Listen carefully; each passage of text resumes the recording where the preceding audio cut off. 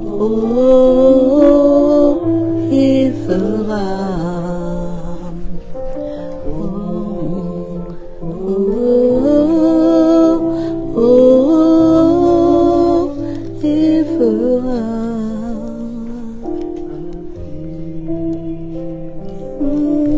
Alléluia, Jésus. Amen, Seigneur Jésus. Au-delà de tout ce que tu mm, donnes, la puissance qui agit en toi. Dieu est capable de faire tout ce qu'il dit, il fera. Il accomplira toutes ses promesses envers toi. Garde la foi en Dieu, il ne t'abandonnera pas, il fera. Amen, amen, amen, amen, gloire à Dieu. Donc je vous resalue dans le nom de Jésus.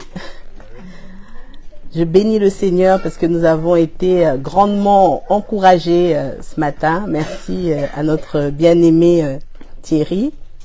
Que Dieu te remplisse davantage. Parce que je crois que nous avions besoin de cet encouragement. Amen. Qui va être complémentaire avec la pensée du Seigneur de toute manière, qui est une, par le Saint-Esprit. Et donc je suis dans la joie de revoir chacun. Tata Euna qui vient de loin. Toute bronzée. Gloire à Dieu, salutations à tous dans le nom de Jésus. Nous allons sans plus tarder entrer dans le vif du sujet. Le Seigneur nous invite ce matin à rendre des actions de grâce, mais pas seulement, à persévérer, puisque le dernier jour de l'année 2023, c'est aujourd'hui. Il y a une nouvelle année qui commence, et donc nous avons des choses à faire aussi en 2024. Nous avons fait beaucoup de choses en 2023, mais ça ne s'arrête pas aujourd'hui, n'est-ce pas? En tout cas, on ne souhaite pas que ça s'arrête, sauf si c'est Dieu qui le décide. Amen. Mais nous avons aussi des choses à faire en 2024. Donc le Seigneur nous invite à persévérer. Et la fin d'année est souvent l'occasion, les fins d'année sont souvent l'occasion de faire le point, de faire le bilan de notre vie, l'occasion souvent de prendre de nouvelles résolutions. On en prend beaucoup, par expérience, moi j'en ai pris chaque année aussi, on en prend beaucoup. Et puis, on a souvent la sensation que tout peut redémarrer et qu'on peut expérimenter de nouvelles choses, que l'année d'après va être révolutionnaire. On est bien intentionné dans nos résolutions, bien évidemment. Mais force est de constater que 2-3 mois après, on oublie les belles résolutions et notre bonne vieille routine reprend le dessus. Et ça, c'est un cycle, parce que la vie humaine est faite ainsi. C'est un cycle, la vie. Et donc, on est dans des répétitions. Hein. Les choses se répètent. Il n'en est pas ainsi pour nous, frères et sœurs dans la foi, parce que nous n'attendons pas forcément le 31 décembre pour faire le bilan de nos vies. Par la grâce de Dieu, nous avons le Saint-Esprit qui nous parle de janvier à décembre, qui nous parle constamment, comme le Seigneur venait déjà de le faire, par la bouche de notre bien-aimé frère. Et donc, nous n'attendons pas forcément la fin de l'année pour examiner nos vies ou pour nous repentir, puisque la repentance, c'est un quotidien pour les enfants de Dieu. Amen. C'est un quotidien. L'examen même de sa marche se fait assez fréquemment, je le crois.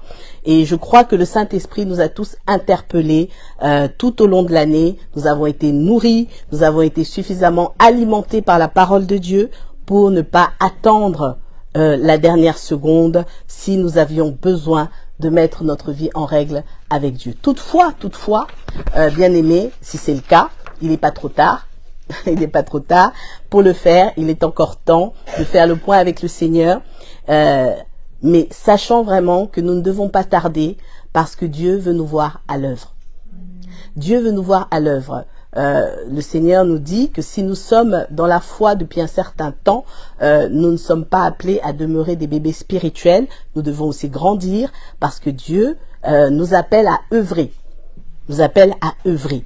Et cette année qui s'achève doit être pour nous d'abord l'occasion de rendre grâce à Dieu.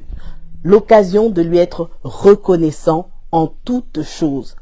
Parce que si on ne sait pas être reconnaissant, même l'objet de notre repentance peut devenir une idolâtrie parce que on va finir par être centré sur soi-même et toujours considérer seulement ce qui se rapporte à nous. Mais il faut d'abord mettre en premier les intérêts de Dieu. Amen. Ça, c'est vraiment la priorité. Le Saint-Esprit est là pour nous interpeller. Nous sommes des enfants de Dieu. Croyons vraiment que nous avons l'Esprit de Dieu en nous, qui nous interpelle lorsque notre vie, lorsque nous ne sommes pas sur le chemin. Ça ne veut pas dire qu'il faut attendre seulement que Dieu vienne frapper à la porte, hein, mais nous sommes dans une vie active avec le Seigneur. Nous avons entendu tout à l'heure le Seigneur nous rappeler que nous devons être dans cette intimité avec lui. Et si nous sommes dans l'intimité avec Dieu, il y a des choses que nous réglons au fur et à mesure de la marche. Et donc nous ne devons pas perdre trop de temps sur des choses que nous devrions régler assez vite. Parce qu'il y a du travail. Il y a des âmes qui ont besoin d'entendre l'évangile. Il y a des choses que le Seigneur veut que nous puissions voir. Il y a des prières que nous devons faire pour les malades. Il y a des paroles de bénédiction que nous devons donner. Il y a des dons qui doivent s'exercer. Et le Seigneur veut donc nous voir à l'œuvre. Amen. Voilà pourquoi nous allons faire quelques lectures rapides.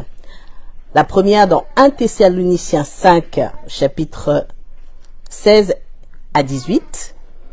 Je lis la parole de Dieu. Je demanderai à un jeune ensuite de préparer Éphésiens 5 au verset 20, ou à l'un d'entre vous qui a trouvé. Éphésiens 5, verset 20 à préparer. Et je lis donc dans 1 Thessaloniciens 5, les versets 16 à 18.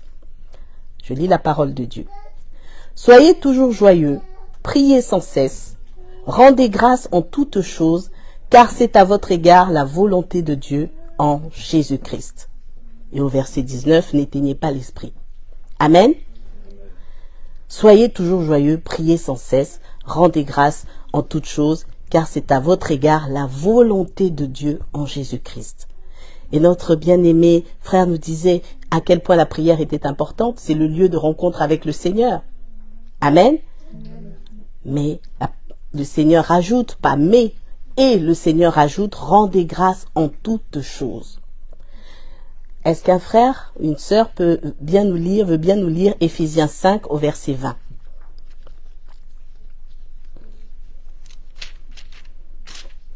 Sinon, je vais le faire.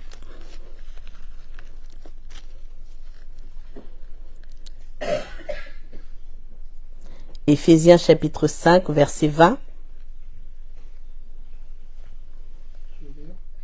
Amen, merci.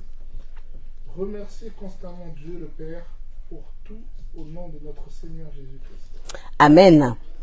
Amen. Deux passages qui nous dit de remercier continuellement le Seigneur pour toutes choses.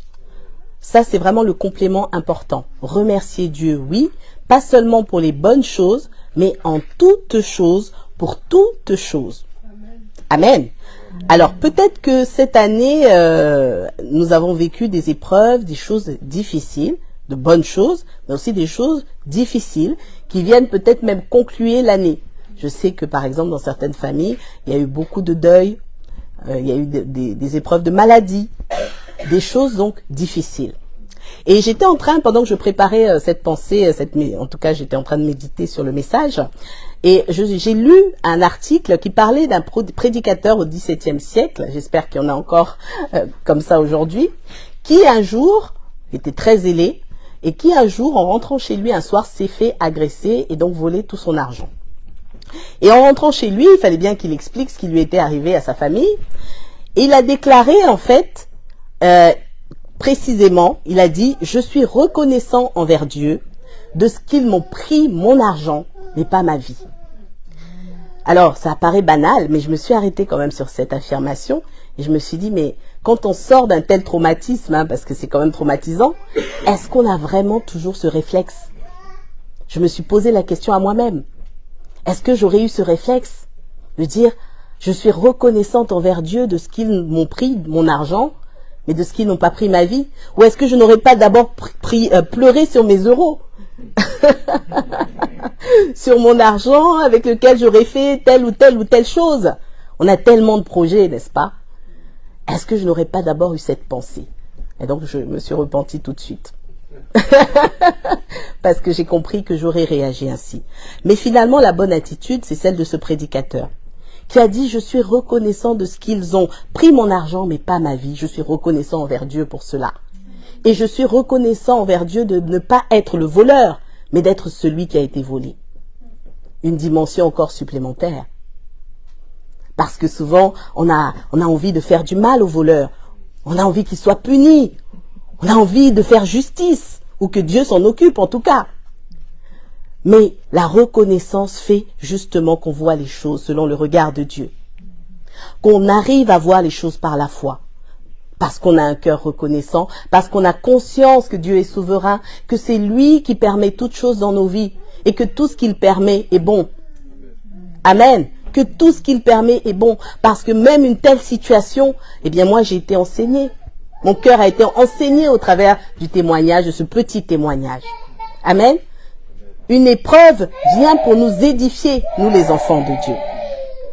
Et donc ce prédicateur a mis en pratique ce que lui-même est amené à prêcher constamment. Constamment, nous prêchons la reconnaissance envers Dieu. Mais est-ce que nous la mettons en pratique? Et ce matin, j'aimerais nous exhorter à être reconnaissants envers Dieu pour l'année 2023, pour toutes les circonstances favorables ou non. Pour toutes les circonstances favorables ou non. Et il faut vraiment nous poser la question, quel est notre regard? Quel est notre regard sur notre année 2023? Est-ce que nous la regardons par la foi? Et si c'est le cas, alors la paix de Dieu va remplir nos cœurs et nous serons capables d'apporter notre louange au Seigneur pour cette année écoulée. Mais regardons-nous seulement cette année par la foi, ou sommes-nous en train de nous dire, Seigneur, le permis que je voulais passer, je l'ai raté. Seigneur, le travail que je voulais, je ne l'ai pas eu, ou je l'ai perdu. Seigneur, je voulais te construire un immeuble, finalement je n'ai même pas réussi à acheter un terrain. Nous sommes remplis de tellement de projets, même au nom de Dieu, que parfois nous sortons du chemin, nous sortons de la volonté de Dieu. Et nous ne pouvons pas être reconnaissants, nous ne pouvons pas voir, apprécier la bonté de Dieu. Nous ne pouvons pas l'apprécier parce que nous sommes allés trop loin dans nos pensées. Notre chair nous a déroutés. Et c'est important de revenir à l'essentiel et de regarder par la foi. J'avais ce partage hier avec le frère Cédric que je me rendais compte que parfois nous nous construisons une idée de Dieu qui est conforme à nos attentes humaines. Parfois c'est même, nous façonnons même un Dieu à l'image de nos caractères. Je suis d'un caractère dur, j'imagine un Dieu dur. Je suis d'un caractère débonnaire, j'imagine un Dieu débonnaire. Et nous ne sommes plus dans la volonté de Dieu, nous n'avons plus le discernement. Alors, rendre grâce à Dieu, nous l'avons vu, c'est une recommandation du Seigneur. Ce n'est pas la mienne ce matin, mais c'est une recommandation du Seigneur. En toute chose, nous devons le remercier. Les moments de joie comme les moments difficiles. C'est facile à dire, c'est vrai. Mais si nous sommes enfants de Dieu et que nous vivons par la foi, alors obéissons à Dieu. Amen. Obéissons à Dieu, il saura nous en rendre capables. Et nous allons expérimenter justement la grâce pour laquelle nous le bénissons, nous le célébrons tous les jours. Cette grâce doit être manifestée, doit être ressentie. Nous allons changer de perception, changer de regard, de manière de raisonner. Le renouvellement de l'intelligence va prendre place, bien-aimés.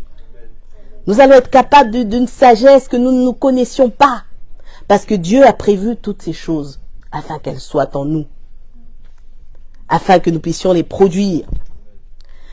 Pourquoi rendre grâce à Dieu? Parce que tout simplement en Christ, Romains 8, 28, que nous connaissons, tout en Christ concourt à notre bien. Amen. À notre bien.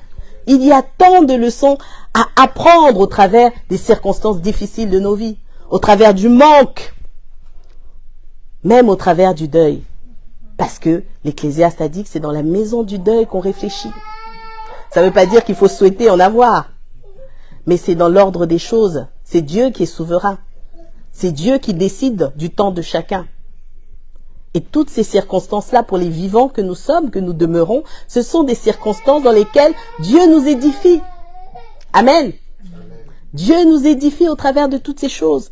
Et nous utilise aussi pour que nous soyons aux côtés de ceux qui sont affaiblis.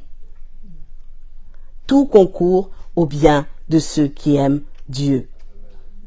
Le Seigneur, dans son amour, nous a soutenus tout au long de cette année. Je sais que tout n'a pas été rose, mais il nous a soutenus. Nous sommes là aujourd'hui. Amen. Par son esprit. Et il nous faut donc apprendre humblement à accepter que la parole de Dieu vienne transformer nos vies, nos cœurs, au travers des circonstances. Et c'est un sujet de joie pour le monde que de passer d'une année à une autre. Nous voyons que chacun se prépare à faire la fête. Gloire à Dieu, c'est une bonne chose. Chacun se réjouit. Mais il faut faire la différence avec la réjouissance selon le monde et la nôtre, qui sommes un royaume de sacrificateurs. Alors, le monde se réjouit pour ce qui lui convient, humainement parlant, pour ce qui lui paraît positif, avantageux. Mais lorsque ça ne va pas, le monde se laisse aller aux lamentations. Lorsque ça ne va pas, dans son sens, le monde estime qu'il est lésé. Et c'est ainsi qu'il y a des personnes qui sont dans la joie, dans une joie extrême, débordante, voire limite à les pousser à se mettre en danger. Et il y a des personnes qui sont dans des états suicidaires, c'est-à-dire avec des pensées suicidaires. Donc, c'est d'une extrême à une autre que l'on passe lorsqu'on est rempli de l'esprit du monde.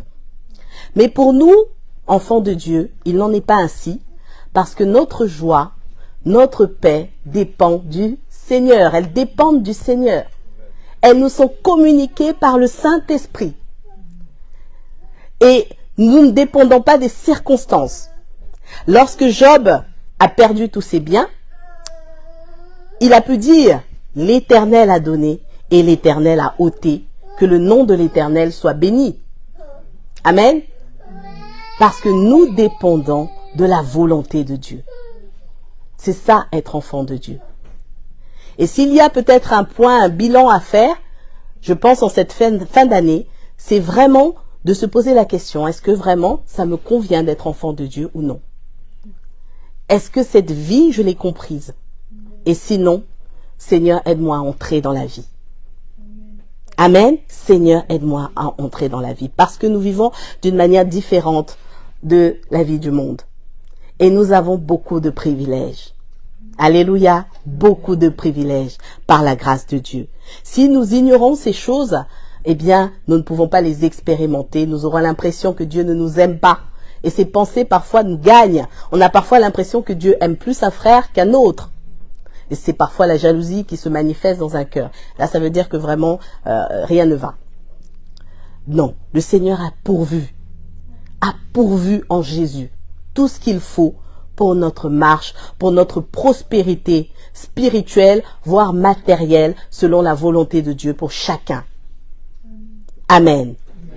Et nous avons donc des raisons perpétuelles, continuelles de rendre grâce à Dieu. Ce n'est pas que le 31 décembre, c'est tous les jours de notre vie. Alléluia. Nous allons lire encore quelques passages. Paul disait cela aux églises dans 1 Corinthiens, chapitre 1, au verset 4. Donc, 1 Corinthiens, chapitre 1, au verset 4. Je lis la parole de Dieu. Je rends à mon Dieu de continuelles actions de grâce à votre sujet pour la grâce de Dieu qui vous a été accordée en Jésus-Christ. Verset 5. Car en lui, vous avez été comblés de toutes les richesses qui concernent la parole et la connaissance. Amen. Et vous pourrez continuer. Nous allons aussi lire ce que Paul disait aux Colossiens, chapitre 1. Colossiens.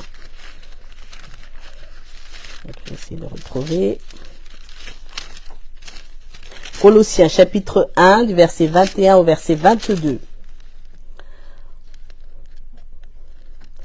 Et vous qui étiez autrefois étrangers et ennemis par vos pensées et par vos mauvaises œuvres, il vous a maintenant réconciliés par sa mort dans le corps de sa chair, pour vous faire paraître devant lui saint, irrépréhensible et sans reproche.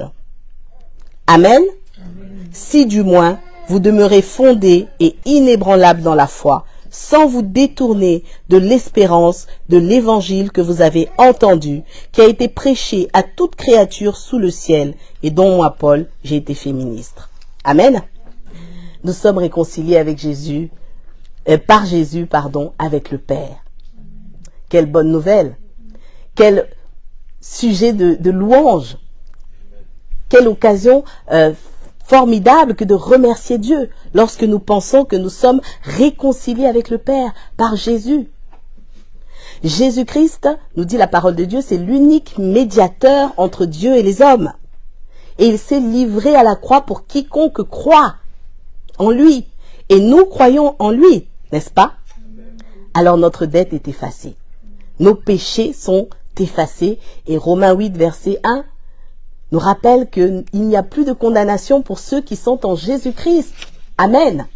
Alors ça, c'est vraiment, si ce n'est pas une occasion que de remercier Dieu, que d'être dans la réjouissance.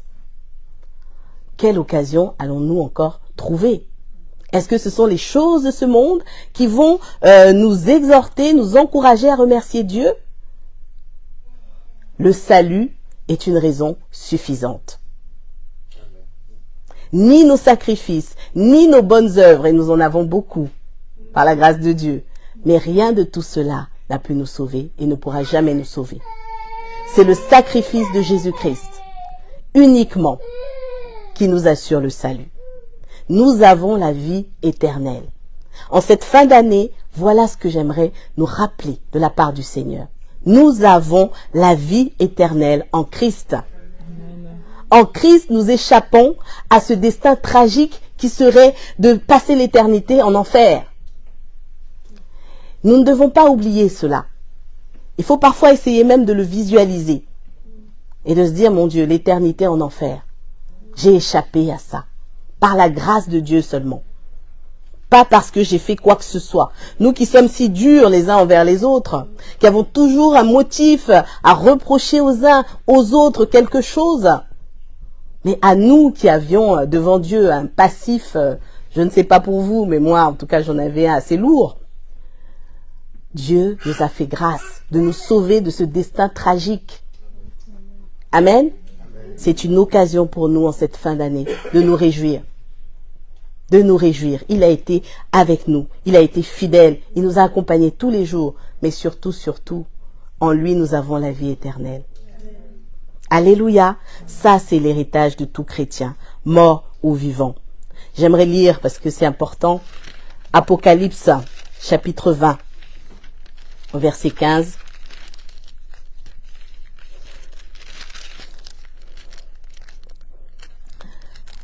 Apocalypse, chapitre 20, verset 15. Non, je me suis trompée, ce n'était pas ça, c'est pas grave. Épître 21, au verset 4. Il essuiera toute larme de leurs yeux, et la mort ne sera plus.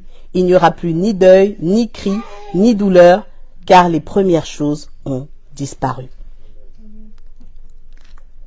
Amen. Et si je commençais plus haut, il habitera avec les hommes, ils seront son peuple, et Dieu lui-même sera avec eux. Amen. C'est la révélation que Dieu a donnée à l'apôtre Jean, qui précise bien ce qui nous attend dans l'éternité avec Jésus. L'héritage de tout chrétien, mort ou vivant. Parce que pour les morts, c'est pas fini. Pour les morts en Christ, ce n'est pas fini non plus. Notre héritage, c'est la vie éternelle auprès du Seigneur Jésus, dans la joie et dans la paix, où il n'y aura plus ni larmes, ni mort, ni souffrance, ni douleur, ni maladie, ni rien du tout. Amen. Que les choses de cette vie ne nous détournent pas de notre espérance. Que les choses de cette vie ne nous empêchent pas de louer le Seigneur, de lui rendre des actions de grâce et de passer à côté de ce qu'il a prévu pour nous, de l'abondance de sa grâce qu'il veut déverser dans nos vies. On n'est pas obligé non plus, c'est pas parce qu'on parle de vie éternelle que l'on doit être malheureux sur la terre. Dieu nous veut heureux, comme nous l'avons déjà entendu. Et ça ne dépend pas des circonstances. C'est pas parce qu'on n'a pas d'argent qu'on ne peut pas être heureux dans le Seigneur. Amen. Et ça, c'est possible qu'en Christ. Et nous pouvons constater que d'ailleurs, ceux qui ont le plus d'argent sont malheureux. Parce que plus tu as de l'argent, plus tu es même en danger parce que tu attires les vautours. Nombreux sont ceux, nous ne le savons pas toujours, mais qui aimeraient se débarrasser de leur fortune et vivre simplement avec ce qu'il leur suffit. Quand nous, la parole de Dieu, nous enseigne le contentement. Que Dieu soit loué parce que dans sa parole, nous avons tout ce qu'il nous faut, bien-aimés, pour mener une vie digne de la repentance. Une vie qui plaît à Dieu. C'est notre code de la route, sa parole. Et sa parole vraiment fait de nous des personnes, mais vraiment le sel de la terre comme il l'a décrit. La lumière, comme le Seigneur lui-même l'a décrit. Soyons attachés à la parole de Dieu. Autre raison de rendre grâce à Dieu, c'est qu'il nous a choisis. Il nous a choisis pour faire de nous ses représentants sur la terre. Alléluia!